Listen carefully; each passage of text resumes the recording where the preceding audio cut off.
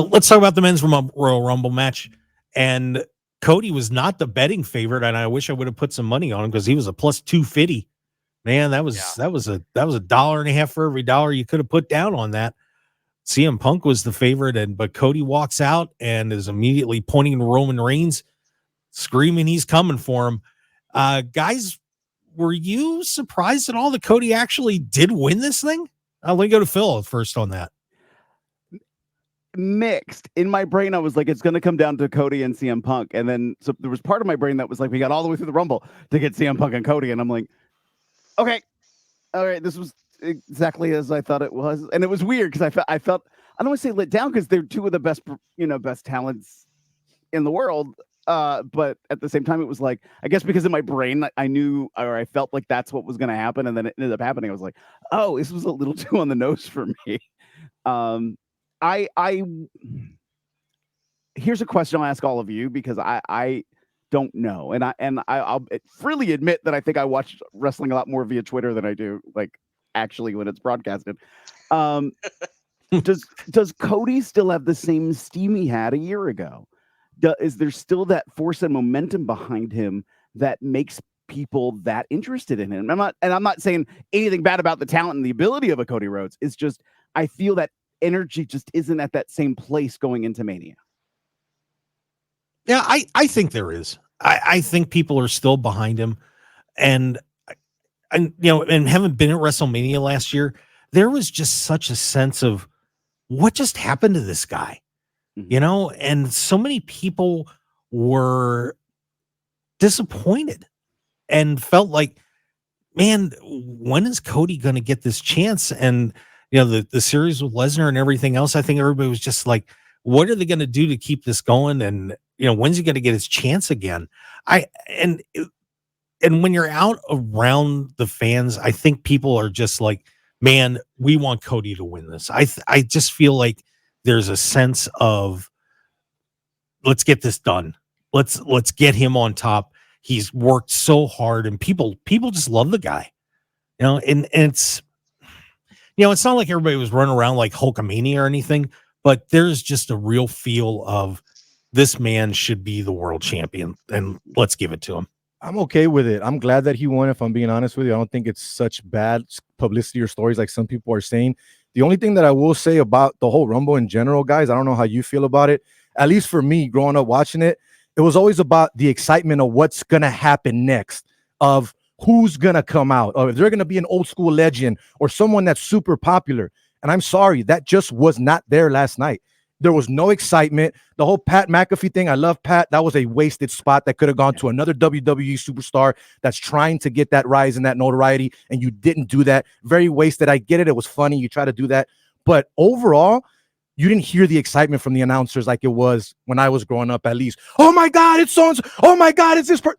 That just wasn't there. And then to have Ricochet at number 28, I think Andrade would have been a lot better in that situation than Ricochet. But again, that's just me. I thought it was a good match.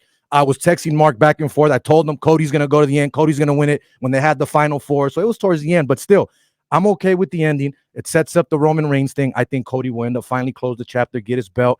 And then it also sets up the CM Punk, Seth Rollins situation. So I don't know. That's how I felt about the Rumble itself. Matt, what'd you think?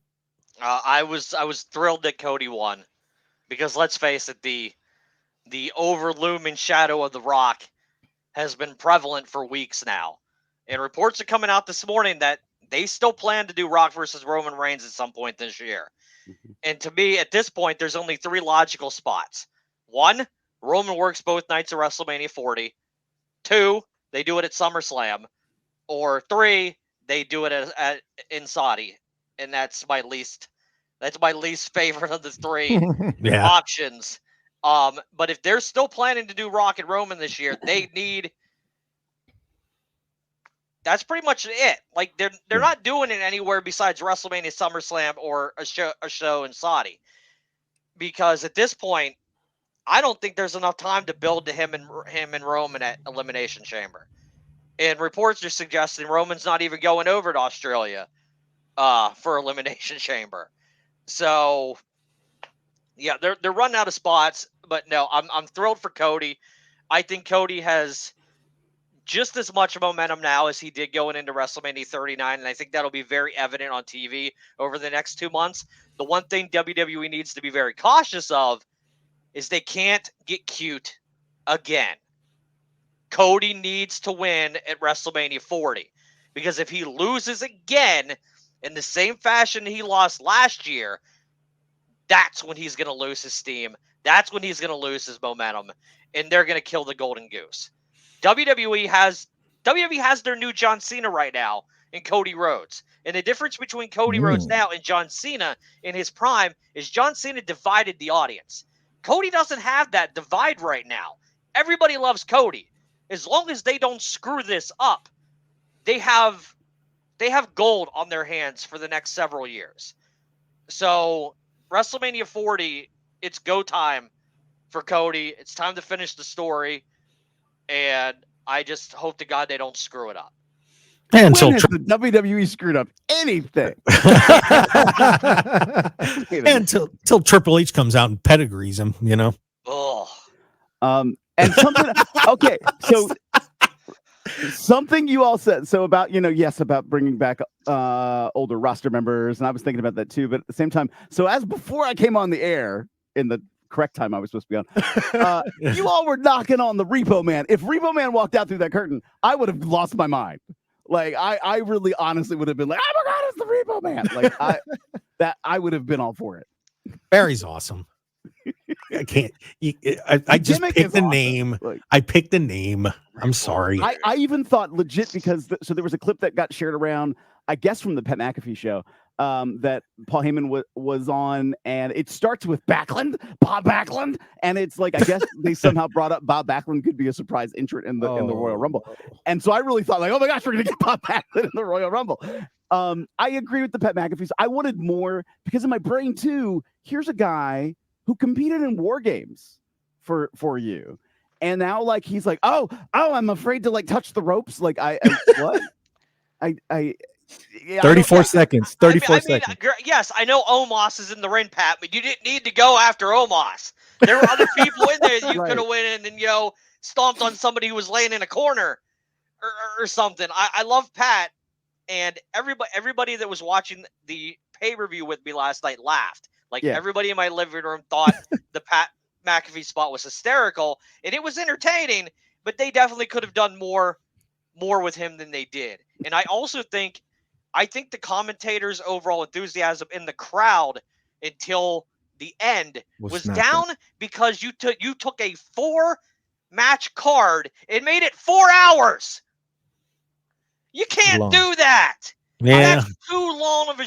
When you do a 4-hour show, you better have like 8 to 10 matches on that damn thing, so you can pace it properly.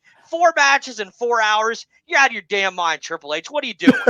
Oh man, I do like the fact that the Royal Rumble is 90 seconds. Like a minute is way too fast because the stuff that you're thinking you're going to plan it never works out when it's just a minute. When it's 2 minutes, it's like okay, what are we doing next? Like I thought 90 was the right number, even when they fudged it at times. I thought it really was the right number. I like the whole R-Truth, the whole little sprinkle that they had with him. That was hilarious. You got to admit, when he was walking in at first, well, welcome to WrestleMania, guys. Like, is he? You know what I mean? He's just being him, bro. You know what I mean? It's awesome, dude. I love it. That man is a national treasure.